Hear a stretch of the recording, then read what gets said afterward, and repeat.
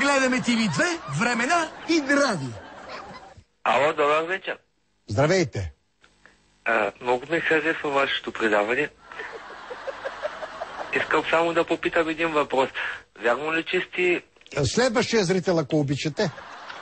Веднага като му чух мушмурошкия глас, така, мушмурошкия глас на мушмула. Рачков и Плодове започнаха да се обаждат в това предаване. Ще видите лятото, като излезнат и зеленчуците, Василев. Като му чух мушмурошкия глас, така, мушмурошкия глас на мушмула, веднага разбрах какво ще ми каже. Да, но когато се обажда зрителка, Вучков не е толкова бърз. Здравейте, господин Вучков. Слушам ви. Госпожа Иванова от Пазарджик се обажда. Слушам ви.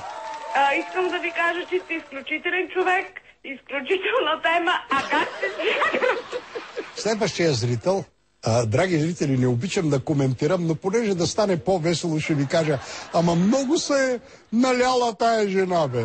Но то е страшно нещо, тя бетер отбъчва. Толкова много и личи. Ама ние обръщайте внимание, професоре. Не бе, нека понякога да обърнем внимание, нека да има малко и атрактивен, развлекателен момент в предаването. Аз съм така. За атрактивните предавания, не само умните, и за забавните. Ма разбира се, Вучков е душата на забавните предавания. Дето си вика The Big Entertainer. Аз съм така. За атрактивните предавания, не само умните, и за забавните. Ало. Слушам ви, заповядайте, господине. Добър вечер, господин Вучков. Здравейте. Гръбче, как се...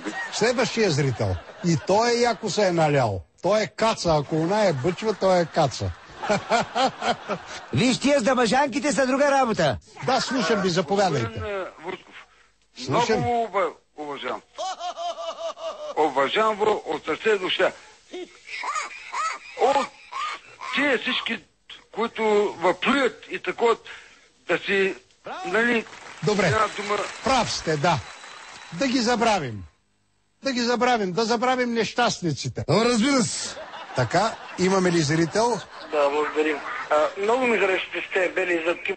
Ама така и не оставиха намира зъбите на професора. Много ми харесвате с тези бели зъбки. Много са хубави, направи си и ти такива. Ще светнеш. Както сега си мрачен като гърдоносен облак, ще светнеш с моите зъбки. Чак и Созополския фар ще заслепи. Много са хубави, направи си и ти такива. Ще светнеш. Скъпи приятели, само сега на цената на един градски разговор може да пробвате ослепителните зъби на професор Вучков. Ще светнеш.